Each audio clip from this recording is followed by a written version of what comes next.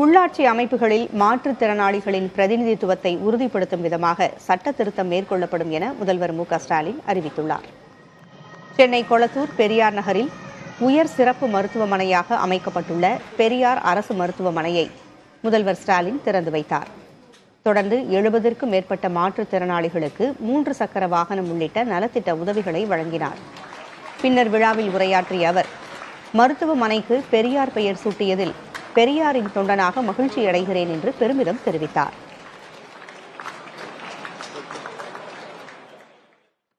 மாற்றுத்திறனாளி சகோதரர்கள் மற்றும் சகோதரிகளுக்கு அதிகாரத்தில் பங்களிக்க, அவங்களுடைய பிரதிநிதித்துவத்தை உறுதிப்படுத்த ஒரு அறிவிப்பை நான் வெளியிட போறேன்.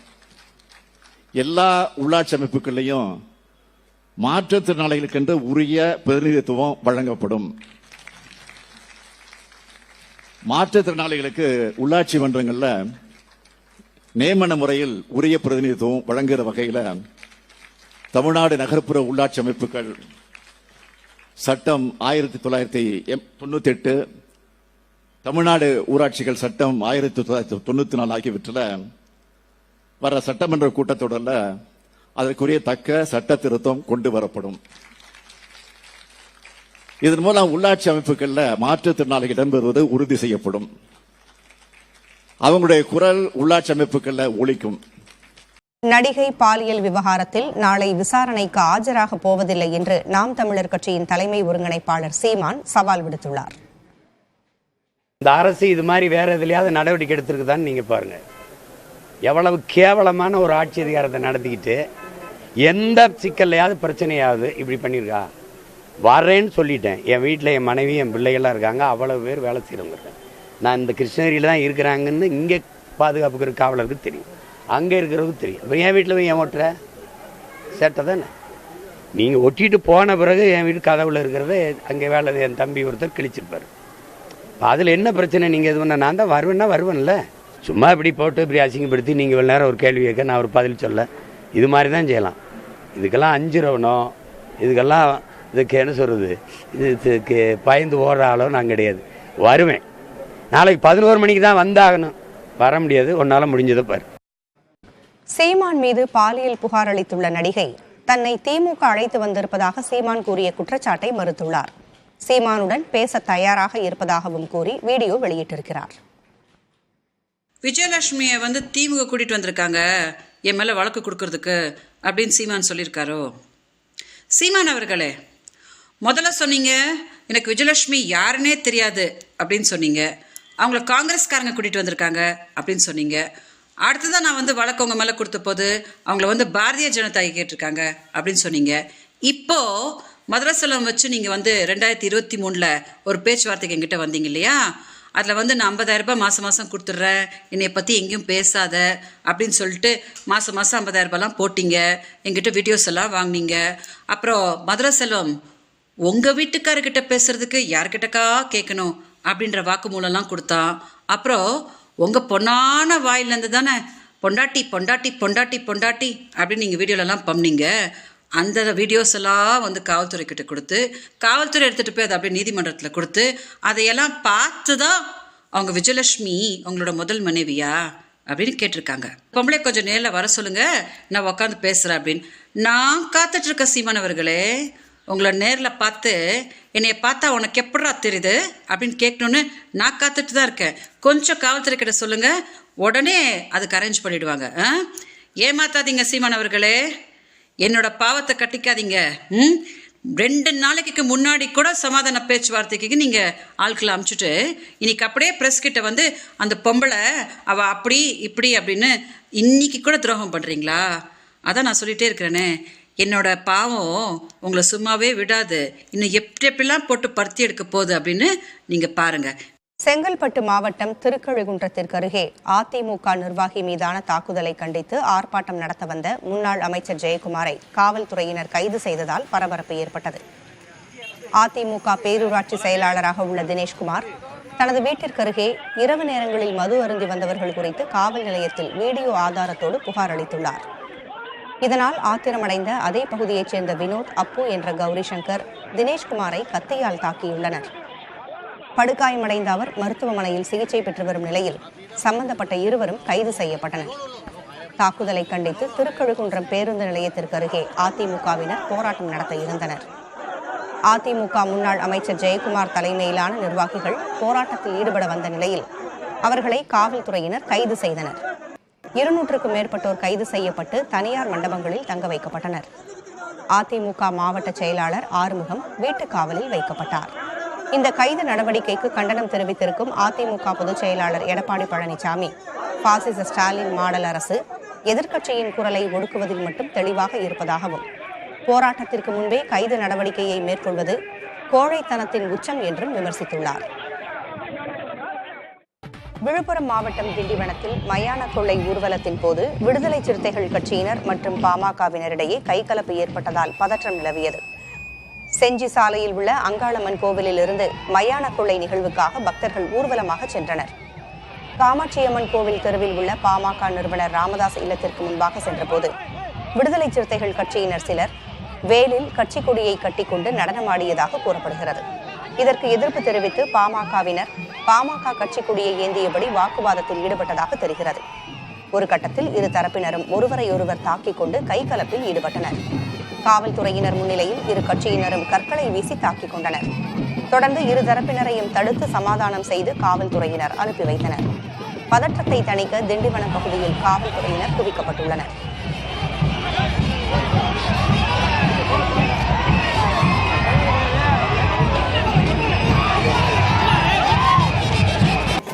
கள்ளக்குறிச்சி மாவட்டம் உளுந்தூர்பேட்டை அருகே நடைபெற்ற மயான கொள்ளை திருவிழாவில் வீதியில் படுத்திருந்த பக்தர்களை சாமியாடிகள் மிதித்துச் சென்றனர்.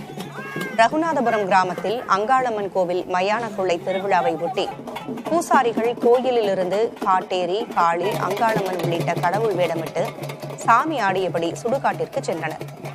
அங்கு மண்ணால் செய்யப்பட்ட எல்லை பிடாரி அம்மனுக்கு ஆடு மற்றும் கோழி பலியிட்டு கொழுக்கட்டை, சுண்டல், பொரிகடலை வைத்து படையலிட்டனர். இதைத் தொடர்ந்து படையலிட்ட பொருட்களை சாமியாடி சூறை விட்டபோது பக்தர்கள் பரவசத்துடன் பெற்றுக் கொண்டனர். வழிபாட்டின் ஒரு பகுதியாக சாலையில் படுத்திருந்த பக்தர்கள் மீது சாமியாடிகள் மிதித்துச் சென்றனர். மேலும் துடைப்பத்தால் அடிவாங்கியும் பக்தர்கள் ஆசி பெற்றனர்.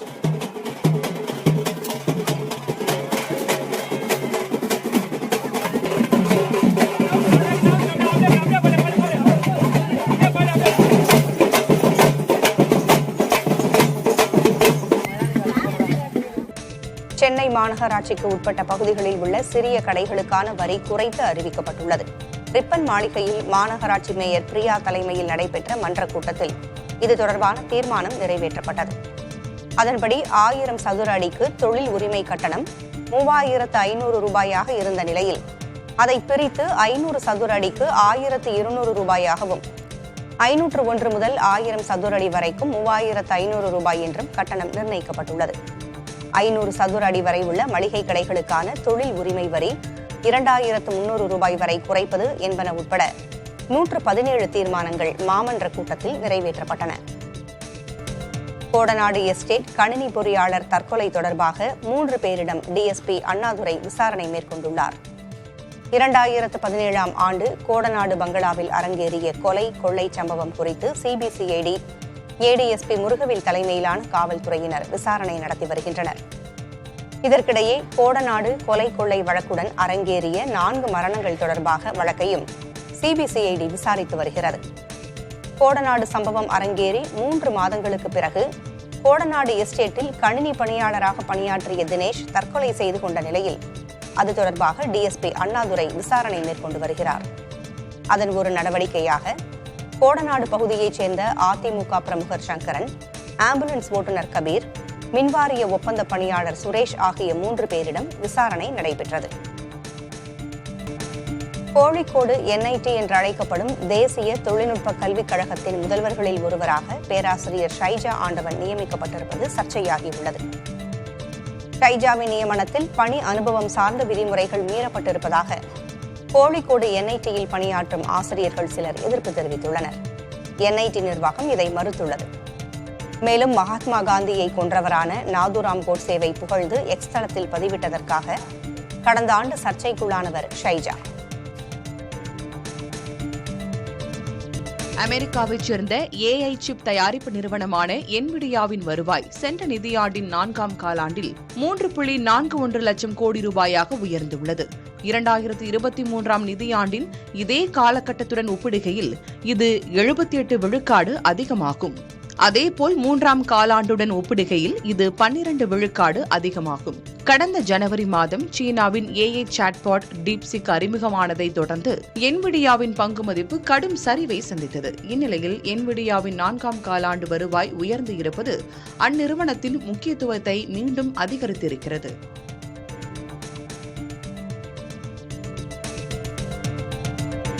இந்தியாவின் வளர்ச்சிப் பாதையில் இருந்த மந்த நிலை முடிந்துவிட்டது என டாய்ச் பேங்க் தெரிவித்திருக்கிறது.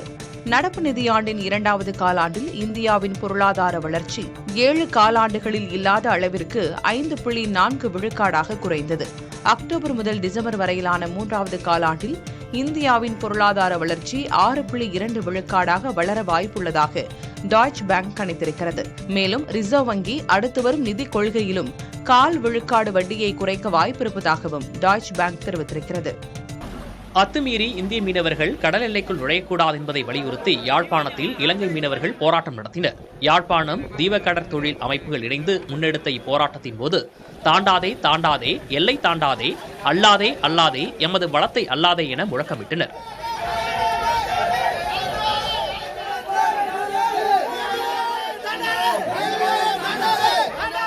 போராட்டக்காரர்களில் சிலர் இந்திய துணை தூதரக அதிகாரிகளை சந்தித்து கோரிக்கை மனுவை அளித்தனர். தமிழக மீனவர்கள் மீது இலங்கை கடற்படை நடவடிக்கை எடுப்பதாக குற்றச்சாட்டுகள் உள்ள நிலையில் இலங்கையில் உள்ள தமிழ் மீனவர்கள் பதில் போராட்டத்தில் ஈடுபட்டுள்ளனர்.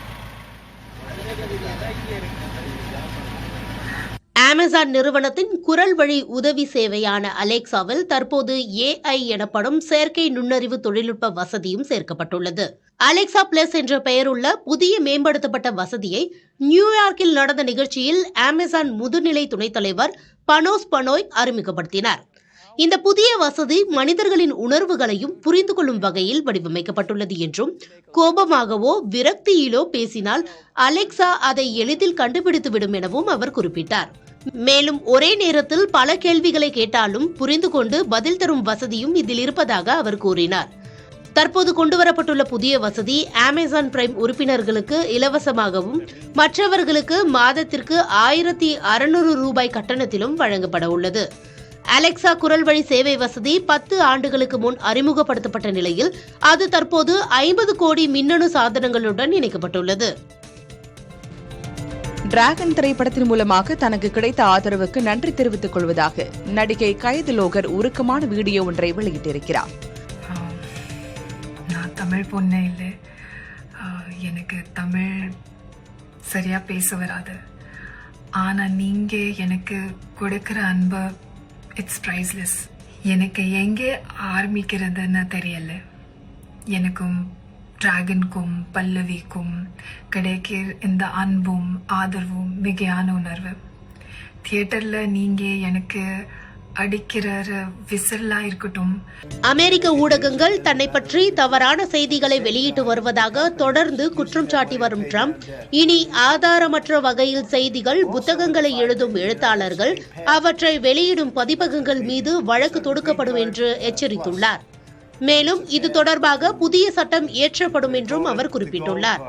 அதேபோல் இனி எந்தெந்த ஊடகம் அதிபரின் செய்தியாளர்கள் சந்திப்பில் கலந்து கொள்ளலாம் என்பதையும் வெள்ளை மாளிகையே தேர்வு செய்யும் என்று அறிவிக்கப்பட்டுள்ளது.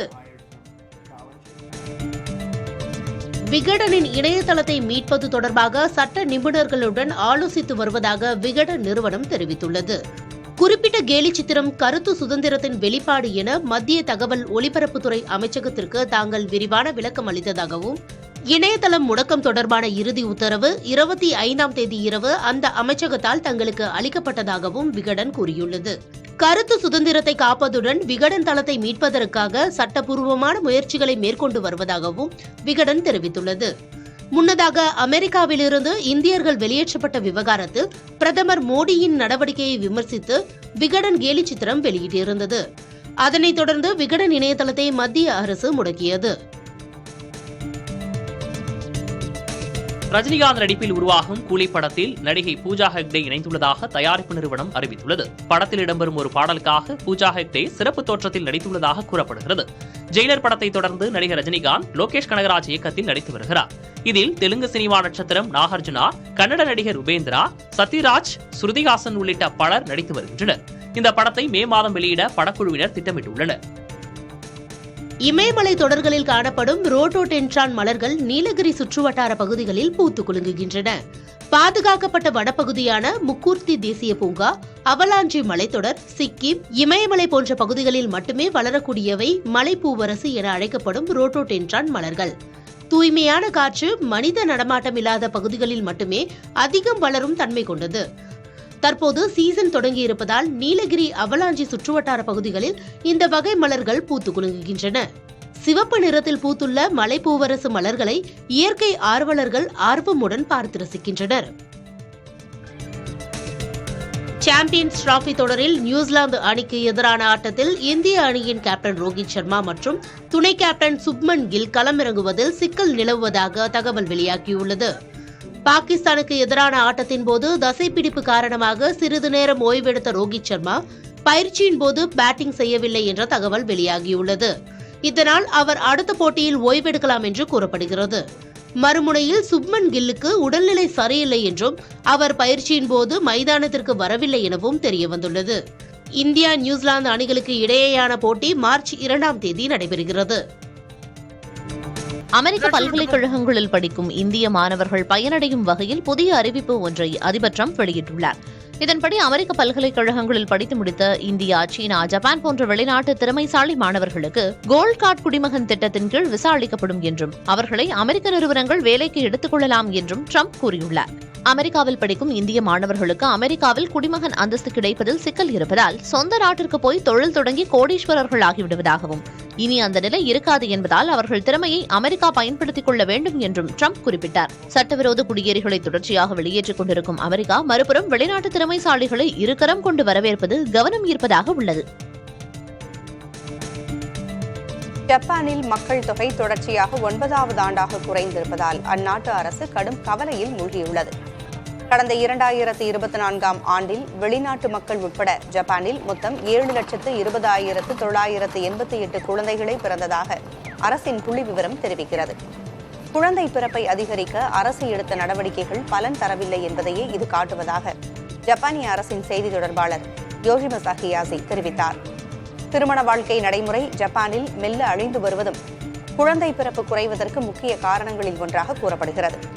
ஜப்பானில் துடிப்பாக உழைக்கக்கூடிய இளம் தலைமுறையினர் எண்ணிக்கை வேகமாக குறையும் நிலையில் முதியவர்கள் எண்ணிக்கை அதிகரித்து வருவது அந்நாட்டு பொருளாதாரத்தை கடுமையாக பாதிக்கும் என்று அஞ்சப்படுகிறது.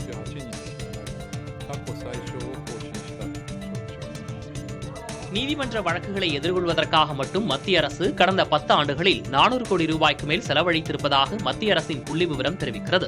2023-24ஆம் நிதியாண்டில் மட்டும் நீதிமன்ற வழக்குகளுக்காக மத்திய அரசு 66 கோடி ரூபாய் செலவிட்டுள்ளது. 2014-15ஆம் நிதியாண்டில் இது 26 கோடி ரூபாயாக இருந்தது. எலான் மஸ்கின் கனடா நாட்டு குடியுரிமையை ரத்து செய்ய வேண்டும் என்று அந்நாட்டைச் சேர்ந்த 3 லட்சம் பேர் கையெழுத்திட்டுள்ளனர். கனடா நாட்டு இறையாண்மையை அழிக்க முயலும் அமெரிக்க அரசில் முக்கிய அங்கமாக எலான் மஸ்க் உள்ளார் என்றும் இதனால் அவரது கனடா குடியுரிமையை ரத்து செய்ய வேண்டும் என்றும் 3 லட்சத்திற்கும் மேற்பட்டோர் கோரிக்கை வைத்துள்ளனர். தென் அமெரிக்காவில் பிறந்த எலான் மஸ்க் சிறு வயதிலேயே தனது தாய் மூலம் கனடா நாட்டிற்கு குடிபெயர்ந்து அந்நாட்டு குடியுரிமையை பெற்றார். பிறகு அமெரிக்காவிற்கு புலம்பெயர்ந்து அமெரிக்க குடியுரிமையையும் பெற்றார். அந்த வகையில் எலான் மஸ்க் கனடா மற்றும் அமெரிக்கா ஆகிய 2 நாடுகளின் குடியுரிமையையும் கொண்டுள்ளார்.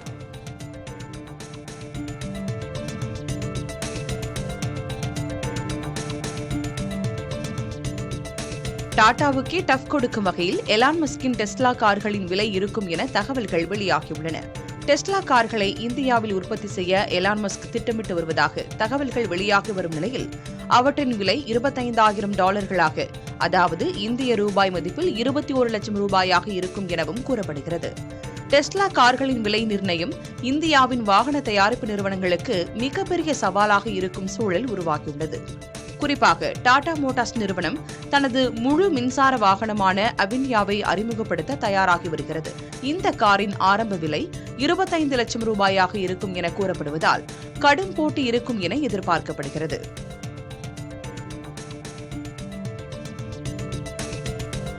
உலக நாடுகளின் கடன் சுமை மிக பெருமளவில் அதிகரித்துள்ளது. 2024ஆம் ஆண்டில் மட்டும் 7 லட்சம் கோடி டாலர் உயர்ந்து மொத்த கடன் 318 லட்சம் கோடி டாலராக அதிகரித்திருப்பதாக சர்வதேச நிதி நிறுவனம் தெரிவித்துள்ளது. கடந்த ஆண்டு கடனில் சீனா, இந்தியா, சவுதி அரேபியா, துருக்கி ஆகிய நாடுகள் மட்டும் 65% பங்கு வகிப்பதாக தெரிவிக்கப்பட்டுள்ளது. சர்வதேச பொருளாதார கொள்கையில் காணப்படும் நிச்சயமற்ற தன்மை கடன் உயர்வுக்கு முக்கிய காரணமாக இருப்பதாக குறிப்பிடப்பட்டுள்ளது.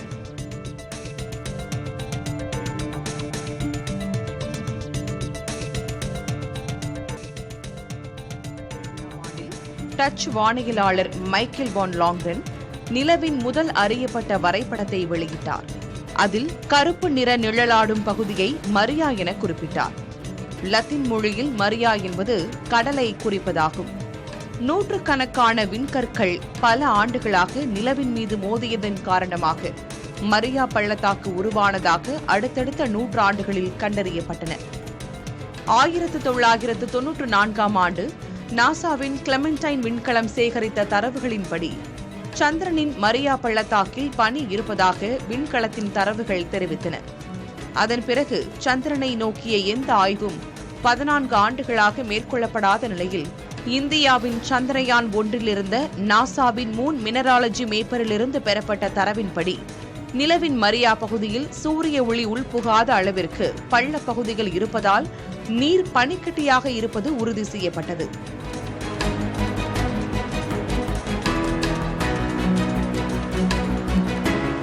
சந்திரயான் 1 தரவுகளை மேலும் பகுப்பாய்வு செய்ததில் நிலவின் 1 கன அடி மண்ணுக்குள் 12 அவுன்ஸ் தண்ணீர் இருப்பது உறுதி செய்யப்பட்டுள்ளது.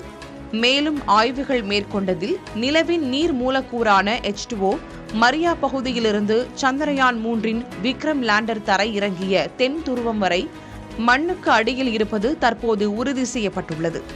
இது பூமியில் இருக்கக்கூடிய மிகப்பெரிய பாலைவனமான சஹாரா பாலைவனத்தை விட 100 மடங்கு பரப்பில் பெரியது என்று கருதப்படுகிறது. சந்திரனில் ஒரு காலத்தில் மிகப்பெரிய கடல் இருந்ததும் எரிமலை வெடிப்பு குறைந்த பின்னர் மேற்பரப்பிலிருந்த நீர் ஆவியானதும், ஆனால் அடிப்பகுதியில் இருந்த நீர் பனிக்கட்டியாக உறைந்த நிலையில் இருப்பதும் உறுதி செய்யப்பட்டுள்ளது. இந்தியா அடுத்ததாக அனுப்பவுள்ள சந்திரயான் 4 திட்டம் நிலவின் மேற்பரப்பில் மண் துகள்களை எடுத்து வரும் திட்டம் என்பதால் அதன் மூலம் நீர் மூலக்கூறுகளை இன்னமும் உறுதியிட்டு ஆய்வு செய்ய முடியும் என்று நம்பப்படுகிறது. புதிய தலைமுறைக்காக செய்தியாளர் பாலவெற்றிவேல் நவநீத கிருஷ்ணன்.